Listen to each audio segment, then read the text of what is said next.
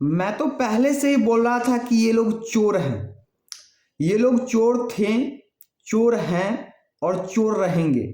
मैं किसकी बात कर रहा हूं आप लोग समझ रहे हैं।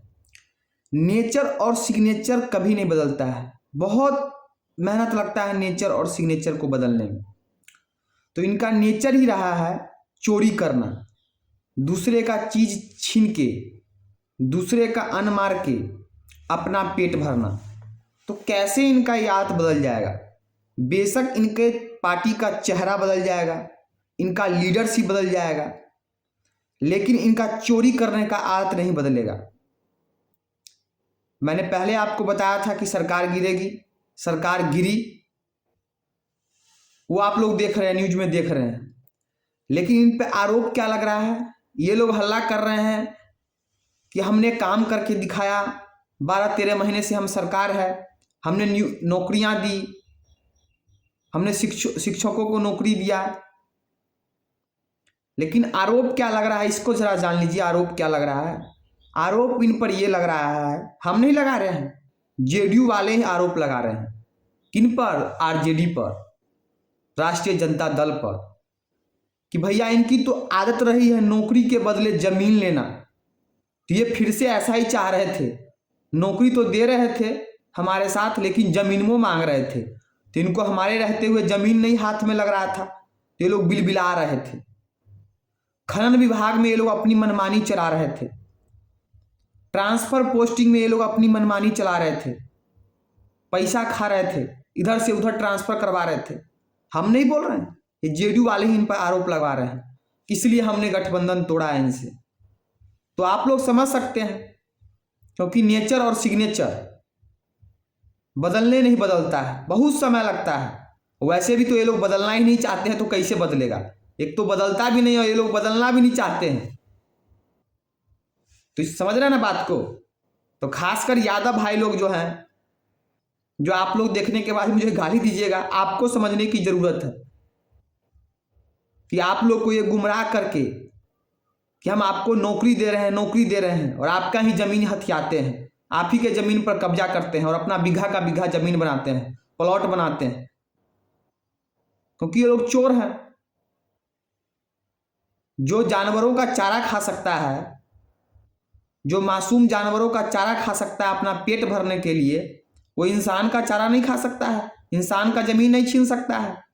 तो ये लोग चोर हैं, चोर थे, चोर हैं और चोर रहेंगे। बेशक लीडरशिप बदल जाएगा, बेशक लालू के बाद कोई दूसरा आलू आ जाएगा, लेकिन इनका चोरी करने का आदत नहीं बदलेगा। इसलिए खास करके यादव भाइयों से मेरा विनती है, हाथ जोड़ के विनती है। एक हाथ से तो मोबाइल वो पकड़े हुए हैं, तो दोनों हाथ कैसे करें।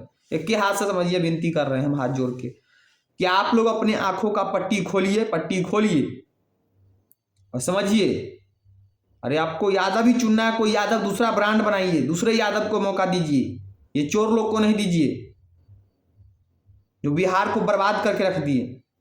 आपको जानकर हैरानी होगा कि पूरे भारत में सबसे पहला चीनी मिल अपने बिहार में खुला था, सारण जिला में। सारण जिला में एक जगह है मढ़ौरा, पूरे भारत में सबसे पहला चीनी मिल अपने बिहार के सारण जिला के मढ़ौरा में खुला था। आज आप देख लीजिए बिहार के चीनी मिल का हाल क्या हुआ। चीनी मिल कहाँ चला गया। चीनी मिल 15 साल तो रहे थे ये लोग शुरू में, सब चीनी का मिल का मिली सब खा गए लोग। क्या था बिहार और क्या रह गया, क्या बन के रह गया बिहार अपना। तो आपको समझने की बात है। अब नई सरकार आई है, इनसे हम लोग देखते हैं, आशा किए हुए हैं कि कुछ अच्छा करेंगे। और आप लोग भी जो है इस एक ऐसा माहौल बनाइए कि जिस तरह अयोध्या में राम मंदिर का उद्घाटन हुआ है, आप देख सकते हैं कि आप अयोध्या का कैसे विकास होगा। अयोध्या के साथ ही साथ पूरे यूपी का विकास होगा उससे, टूरिज्म के सेक्टर में। उसी प्रकार हमारे बिहार का भी विकास हो सकता है टूरिज्म के सेक्टर में। दारू तो हमने अपने यहाँ बंद कर रखा है, अच्छी बात है बंद कर रखा है, लेकिन दारू की तो भगवान वाली स्थिति है कि भगवान कहते नहीं, भगवान दिखते नहीं लेकिन है सभी जगह। वही हाल दारू का है, दिखता कहीं नहीं है लेकिन मिलता सभी जगह है। तो वहाँ से तो पैसा आने वाला नहीं, बिहार में जो रेवेन्यू था वो तो बर्बाद खत्म हो गया। लेकिन टूरिज्म के सेक्टर में अभी बिहार बहुत रेवेन्यू कलेक्ट कर सकता है, क्योंकि आप सभी को पता है कि वैसे सीता जी का जन्मस्थली जनकपुर को ही माना जाता है, लेकिन सीतामढ़ी को भी चलता है, सीतामढ़ी भी माना जाता है। तो हम सीतामढ़ी को ही मानते हैं। अगर मान के चलिए सीतामढ़ी में अगर सीता माता जी का वहाँ पर ऑलरेडी मंदिर है, अगर उसी को हम राम मंदिर के तर्ज पर विकास करें उस मंदिर का, तो आप समझिए कि पूरे भारत से जितने श्रद्धालु अयोध्या में राम जी का दर्शन करने आएंगे, वो श्रद्धालु वहां से दर्शन करने के बाद सीतामढ़ी भी आएंगे। हम एक कॉरिडोर बना सकते हैं यूपी से बिहार, यानी अयोध्या से सीतामढ़ी के बीच में एक ऐसा कॉरिडोर बना सकते हैं कि पूरे बिहार, पूरी दुनिया से जो श्रद्धालु राम जी का दर्शन करने के लिए अयोध्या पहुंचे, वहां से दर्शन करने के बाद अपने बिहार सीतामढ़ी में आए। सीतामढ़ी का कितना विकास होगा, सीतामढ़ी का ही नहीं बल्कि उसके साथ साथ पूरे बिहार का विकास होगा। रेवेन्यू आएगा, टैक्स आएगा, गरीब लोगों का, अगल बगल का सीतामढ़ी का अगल बगल के जितने भी गरीब किसान लोग होंगे उनका भला होगा। महात्मा बुद्ध को ज्ञान की प्राप्ति बोध गया में हुई थी, वहां भी बहुत सारे पूरी दुनिया के बुद्धिस्ट लोग अभी आते हैं, लेकिन उसको और विकास करने की जरूरत है। महावीर जी का जन्मस्थली वैशाली, उसको अगर हम लोग विकास कर दें तो जितने जैन धर्म के लोग हैं, पूरी दुनिया के जैन धर्म के सब लोग यहाँ पर बिहार में आएंगे, कितना विकास होगा बिहार का। ये सब सभी को, जो भी पढ़े लिखे युवा लोग हैं, उनको मांग करने की जरूरत है। जातिवाद से कुछ काम नहीं चलने वाला। हम लोग जब वोट डालने जाते हैं तो जातिवाद को देखकर, हम फन्ना जाति के हैं तो फन्ना को वोट दे देंगे, ये नहीं देखते हैं कि सामने वाला कौन है, क्या है। तो आप लोग, इलेक्शन का समय है, जिस किसी भी पार्टी को आप लोग वोट दें तो उनसे अपनी मांग रखें कि आप हमारे जिला के लिए क्या कीजिएगा, आप हमारे ब्लॉक के लिए क्या कीजिएगा, ना कि आप हमारी जाति के लिए क्या कीजिएगा। अरे जाति का क्या होगा, आप पहले धर्म को बचाइए। जब आपका धर्म सुरक्षित रहेगा तो ऑटोमेटिक आपका जाति सुरक्षित रहेगा। जब आपका धर्म ही सुरक्षित नहीं रहेगा तो जाति का क्या करेंगे। एक लाइन भी है ना, यूपी के कवि सिंगर हैं, अच्छा लाइन उन्होंने बोला हुआ है कि कंधों से ऊंची छाती नहीं होती, धर्म से ऊपर जाति नहीं होती। जब दीपक ही नहीं बचेगा तो क्या करोगे बाती का, और जब हिंदू धर्म नहीं बचेगा तो क्या करोगे जाति का। तो बात समझ रहे हैं ना। इसलिए जो भी आपके सामने हाथ जोड़कर वोट मांगने आए, उनसे ये मांगे रखें, बाढ़ के बारे में उनसे मांग रखें कि बाढ़ से निदान के लिए आप क्या कीजिएगा, बिहार को कैसे बचाइएगा। 5-5, 4-4 महीना पूरे बिहार में आप देखते हैं पानी पानी पड़ा रहता है, एक ही फसल होता है। ऐसा ऐसा पूरा क्षेत्र है जहां पर एक ही फसल होता है, जहां धान नहीं होता है, सिर्फ गेहूं होता है, क्योंकि धान के मौसम में बाढ़ पूरा आया रहता है, वो जमीन बर्बाद जाता है। सब पे काम हो सकता है, इच्छा शक्ति की जरूरत है, इच्छा शक्ति। जब इच्छा शक्ति रहता है ना तो सामने पहाड़ को भी तोड़ दिया जाता है। वैसे माझी ने इच्छा शक्ति से ही पहाड़ को काट कर रास्ता बना दिया था, वैसे ही अगर इच्छा शक्ति रहेगा, काम करने का मनसा रहेगा, तो हम लोग बाढ़ पर भी नियंत्रण पा सकते हैं। और बाकी इन जैसे चोरों से हमको बचना है, इन जैसे चोरों को दोबारा सत्ता में नहीं आने देना है। जितने भी यादव लोग हैं उनसे खास करके मैं रिक्वेस्ट करता हूं कि आप लोग समझते होंगे मैं आपका दुश्मन हूं, मैं यादव समाज का दुश्मन हूं, तो ऐसा नहीं मेरे भाई। पहले मैं तो कोई जाति मानता ही नहीं, मैं सिर्फ अपने धर्म को मानता हूं।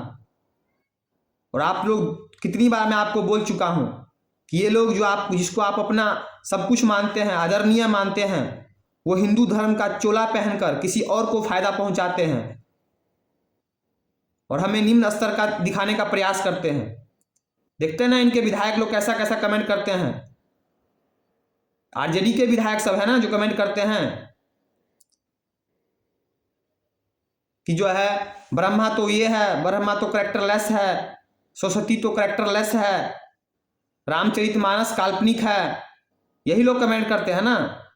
इसलिए यादव लोग जी, आप लोग भी समझिए, क्या बोलिए, आपके यादव में जो यादव के जो नेता सब बने हुए हैं आरजेडी वाले, किसी में एक दम है जो ज्ञान वापी के लिए अपनी आवाज उठा सके?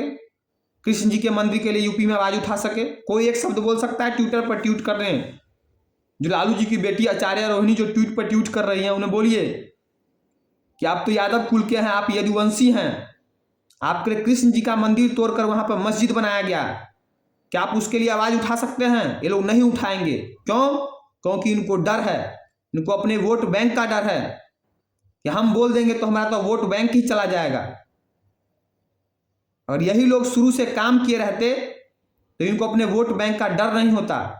इनकी राजनीति स्टार्ट हुई तुष्टीकरण से, इनकी राजनीति ऐसे स्टार्ट हुई कि हमको कुछ विशेष वर्ग को खुश रखना है और अपने आप को सत्ता में रखना है और अपना पेट भरना है, ज्यादा से ज्यादा घोटाला करना है। यही इनकी विचारधारा रही और इनकी कोई विचारधारा नहीं है। अगर इनकी विचारधारा रहती कि मुझे सिर्फ काम करना है, काम करना है और काम के बल पर अपने आप को सत्ता में रखना है, तो इनको अपने वोट बैंक का डर नहीं होता। लेकिन जब इन्होंने अपनी पार्टी का गठन किया तो इस आधार पर गठन किया कि हमको कुछ विशेष वर्ग को खुश रखना है और अपने आप को सत्ता में रखना है। और विशेष वर्ग कौन? तो आप समझते हैं कि MY यानी मुस्लिम और यादव, यानी इन दोनों को बेवकूफ बनाना है। इनको ऐसा बेवकूफ बनाना है कि इनको लगे कि मैं तुम्हारा हूं और तुम हमारे हो और इनके बल पर सत्ता में रहना है। इसलिए आप लोग से बार बार हाथ जोड़ के रिक्वेस्ट करता हूं कि अपनी आंखें की पट्टी खोलिए और समझिए, है ना। बाकी आप लोग देख लिए सरकार गिर चुकी है, फिर से नीतीश कुमार जी मुख्यमंत्री बन गए हैं। विजय कुमार सिन्हा भाजपा के सम्राट चौधरी ये दोनों उप मुख्यमंत्री बने हैं, बहुत अच्छी बात है।